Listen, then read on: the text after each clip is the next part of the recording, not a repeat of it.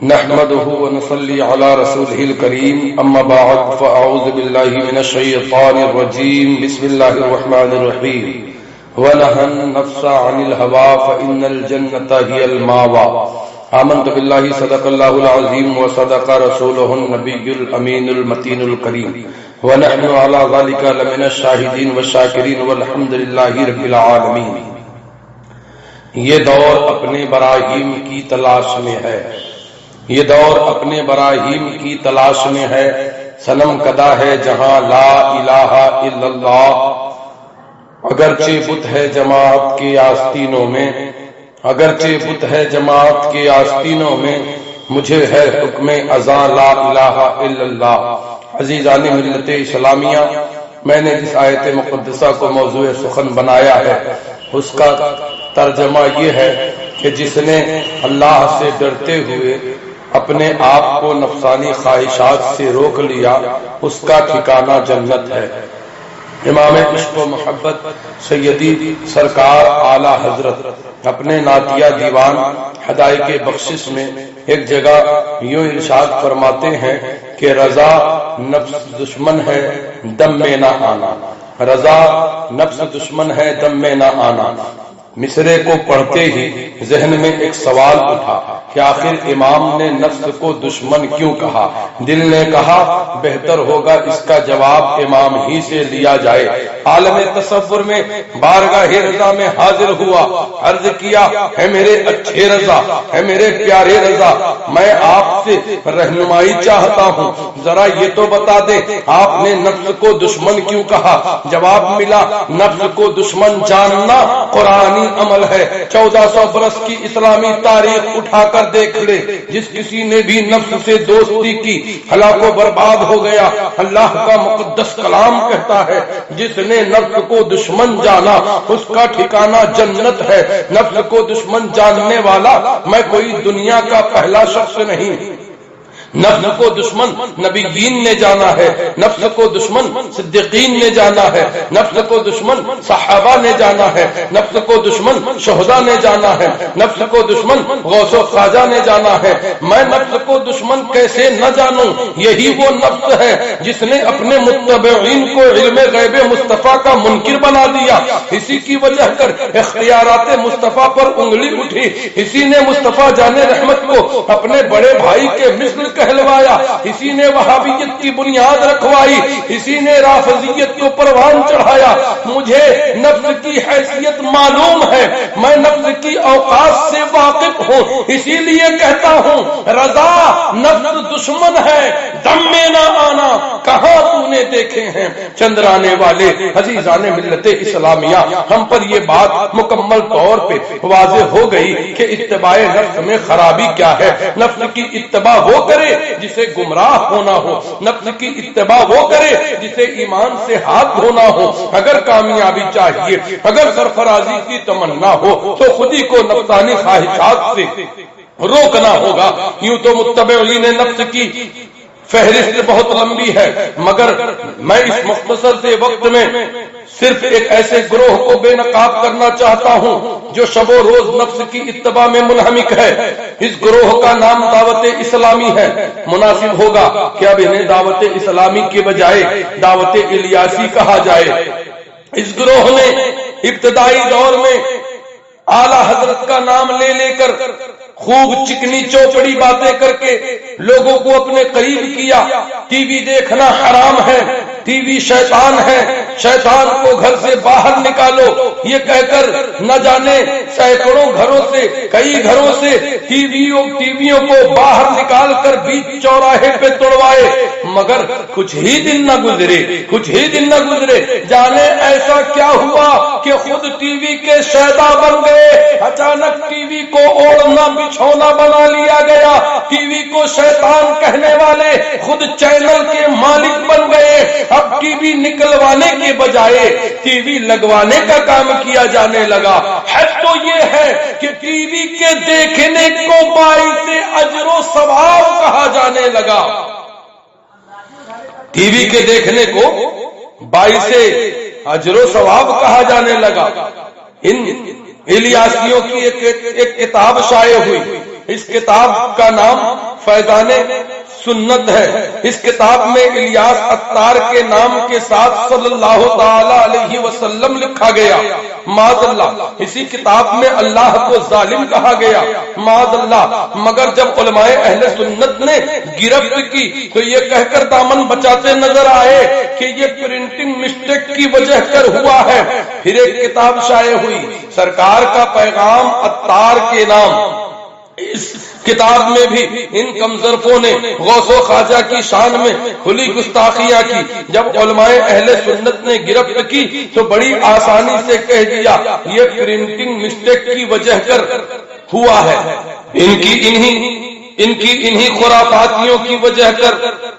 سیدی سرکار تاج الشریعہ علیہ رحمت و رضوان نے فرمایا کہ یہ مسلک اعلیٰ حضرت کے داعی و مبلغ نہیں، اور آپ کے مشیر کار سیدی سرکار امین شریعت علیہ رحمت و رضوان نے فرمایا کہ ناگپور کے مفتی عبدالحلیم میرے پاس آئے تھے، انہوں نے کہا حضرت دعوت اسلامی میں شامل ہو جائیں۔ میں نے کہا کہ ہماری خود کی جماعت رضائے مصطفیٰ ہے، میں اس کے لیے کام کرتا ہوں۔ اس طرح اللہ نے مجھے اس سے بچا لیا۔ سرکار امین شریعت کے جملہ پہ غور کیجئے، اللہ نے مجھے اس سے بچا لیا۔ اے سنبل پور کے باشعور مسلمانوں، تم بخوبی جانتے ہو بچا کس سے جا سکتا ہے، اور اللہ کا ولی قطب چھتیس گڑھ کہہ رہا ہے کہ مجھے اللہ نے اس سے بچا لیا، مجھے اللہ نے اس سے بچا لیا۔ یہ تو گزشتہ دنوں کی بات تھی، مگر حال ہی میں الیاس عطار کے مرید خاص عمران عطاری کا جو بیان آیا، جو اب تک سوشل میڈیا میں وائرل ہو رہا ہے۔ عمران عطاری نے کہا کہ ہمارے امیر اہل سنت کی زندگی غوث اعظم کی زندگی کی طرح ہے، وہی انداز، وہی شفقت وغیرہ وغیرہ۔ بڑے بڑے غوث قطب ابدال زمانے بھر میں آئے، مگر جو کام امیر اہل سنت نے کیا ہے اس کی مثال گزشتہ کئی صدیوں میں نہیں ملتی۔ میں کہوں گا عمران عطاری، کہاں غوث اعظم کی بابرکت ذات اور کہاں تمہارا پیر عطار۔ کسی شاعر نے کیا خوب کہا ہے، لباس میں وہ چمک دمک ہے کہ دیکھنے میں لگے ملک ہے، مگر چھپی دل میں ہے برائی، کوئی سنے گا تو کیا کہے گا، اور اگر ستارے پہ کوئی تھوکے پڑے گا واپس اسی کے منہ پہ، شمع کرے چاند پر چڑھائی، کوئی سنے گا تو کیا کہے گا، کوئی سنے گا تو کیا کہے گا۔ مگر ہاں اے عمران عطاری، جو تم نے یہ کہا کہ امیر اہل سنت نے جو کام کیا ہے اس کی مثال گزشتہ کئی صدیوں میں نہیں ملتی، یہ 100% صحیح ہے۔ تمہارے بپا نے ٹی وی دیکھنے کو باعث اجر و ثواب بتایا، جس کی مثال گزشتہ کئی صدیوں میں نہیں ملتی۔ گھر گھر میں ٹی وی لگوایا، جس کی مثال گزشتہ کئی صدیوں میں نہیں ملتی۔ تم اور تمہارے بپا مسلسل جو مکاری کر رہے ہو اس کی مثال گزشتہ کئی صدیوں میں نہیں ملتی۔ لبیک یا عطار کا نعرہ لگایا، جس کی مثال گزشتہ کئی صدیوں میں نہیں ملتی۔ یہی نہیں، الیاس عطار کے سر اور داڑھی کے بال کو منہ مبارک کہہ کر تقسیم کیا جا رہا ہے گزشتہ کئی صدیوں میں، جس کی مثال نہیں ملتی۔ خرد نے کہہ بھی دیا لا الہ تو کیا حاصل، خرد نے کہہ بھی دیا لا الہ تو کیا حاصل، زبان و قلب مسلمان نہیں تو کچھ بھی نہیں۔ اور ہاں یہ صرف فریبی اور مکار و ریاکار نہیں بلکہ بڑے پائے کے بھکاری بھی ہیں۔ ان کے بھیک مانگنے کا جو انداز ہے اس کی بھی مثال گزشتہ کئی صدیوں میں نہیں ملتی۔ اب ان بھکاریوں نے دکانوں میں مدنی عطیات بکس لگوانے کا کام شروع کر دیا ہے، مدنی عطیات بکس لگوانے کا کام شروع کر دیا ہے۔ بغور ملاحظہ کرو، عطیات بکس میں لکھا ہوا ہے کہ اس میں زکات و فطرات کی رقم نہ ڈالیں، ساتھ ہی اس بکس میں یہ بھی نیچے کی طرف دعائے عطار کچھ اس طرح تحریر ہے کہ اللہ عز و جل مدنی عطیات بکس میں روپیہ جمع کرنے والے اور اسے سنبھال کر باب المدینہ کراچی تک پہنچانے والے سبھی کو مکہ مدینہ کی باادب حاضری نصیب فرما۔ سوال، کیا ہمارے شہر میں غربا و مساکین نہیں؟ کیا یہاں دینی ادارے نہیں؟ اگر ہیں تو پھر ہمارے شہر کا روپیہ وایا ناگپور پاکستان کیوں جائے؟ سوال، زکوٰۃ و فطرات یا چرم قربانی یا صدقات و عطیات کا زیادہ مستحق کون؟ ہمارے مذہب میں اس کے لیے بہت خوب ترتیب ہے۔ زکوٰۃ و فطرات کی رقم ہو یا چرم قربانی کی یا صدقات و عطیات کی، پہلے قریبی رشتہ دار کو دیکھیں، پھر پڑوسی کو، پھر دینی اداروں کو، پھر ضلع، پھر صوبہ، پھر ملک۔ پوچھے کوئی ان الیاسی دلوں سے کہ اپنے شہر کا روپیہ اپنے شہر، اپنے ضلع، اپنے صوبہ، اپنے ملک سے گزارتے ہوئے بیرون ملک میں پہنچانے میں کون سی فضیلت پوشیدہ ہے؟ یہ کیسی عقل مندی ہے؟ اگر یہ الیاسی لوگ جو خود کو بڑا نیکوکار سمجھتے ہیں، ذرا یہ بتائیں کہ شہر میں پاکستانی عطیات بکس لگوانے میں زیادہ ثواب ہے یا شہر میں اپنے شہر کے اداروں کے لیے عطیات بکس لگانے میں زیادہ ثواب ہے؟ زیادہ فضیلت کس میں؟ اگر ان الیاسیوں کا مقصد ڈھیروں نیکیاں کمانا ہے تو اپنے شہر کے اداروں کے لیے زکوٰۃ و فطرات کی رقم وہ چرم قربانی کیوں نہیں وصولتے؟ اپنے شہر کے اداروں کے لیے عطیات بکس کیوں نہیں لگواتے؟